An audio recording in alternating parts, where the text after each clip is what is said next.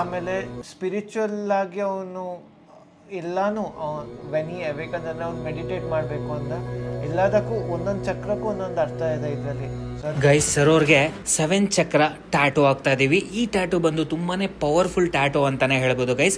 ಸರೋರು 4ನೇ ಬಾರಿ ನಮ್ಮ VA ಟ್ಯಾಟೂ ಸ್ಟುಡಿಯೋಗೆ ವಿಸಿಟ್ ಮಾಡಿ ಟ್ಯಾಟೂ ಹಾಸ್ಕೊಂತ ಇರೋದು ಗೈಸ್. ತುಂಬಾನೇ ಹೈಜೀನಿಕ್ ಆಗಿ ವರ್ಕ್ ಇರುತ್ತೆ ಮತ್ತೆ ಕ್ವಾಲಿಟಿಲಿ ಕಾಂಪ್ರಮೈಸ್ ಆಗೋದೇ ಇಲ್ಲ ಅಂತ ನೋಡ್ಬೋದು.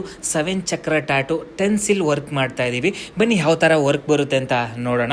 ಸರೋರ್ ಅಂತೂ ಫಿದಾ ಆಗ್ಬಿಟ್ರು ಕ್ವಾಲಿಟಿಗೆ. ಮತ್ತೆ VA ಟ್ಯಾಟೂ ಸ್ಟುಡಿಯೋದಲ್ಲಿ ಹೈಜೀನಿಕ್ ಆಗಿ ವರ್ಕ್ ಇರುತ್ತೆ ಗೈಸ್. ಫಸ್ಟ್ ಸ್ಟಾರ್ಟ್ ಮಾಡೋಕೆ ಮುಂಚೆನೆ ನೀಡಲ್ಸ್ ಆಗಿರ್ಬೋದು, ಇಂಕ್ ಆಗಿರ್ಬೋದು, ಎನಿ ಪ್ರಾಡಕ್ಟ್ಸ್ ನಾವು ಎಕ್ಸ್ಪೈರಿ ಡೇಟು ತೋರಿಸಿನೇ ನಿಮಗೆ ನಾವು ಸ್ಟಾರ್ಟ್ ಮಾಡೋದು.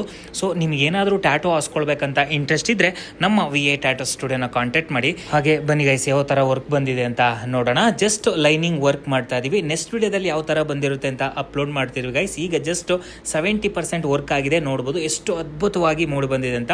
ಈ ಟ್ಯಾಟೂ ಹೇಗಿದೆ ಅಂತ ಕಮೆಂಟ್ ಮಾಡ್ತಾ ನಿಮ್ಮ ಸ್ನೇಹಿತರಿಗೆ ಶೇರ್ ಮಾಡ್ತಾ ಫಾಲೋ ಮಾಡ್ತಾ ಸಪೋರ್ಟ್ ಮಾಡ್ತಾರೆ ಗೈಸ್. ನೆಕ್ಸ್ಟ್ ವಿಡಿಯೋ ಸಿಗೋಣ. Love you all.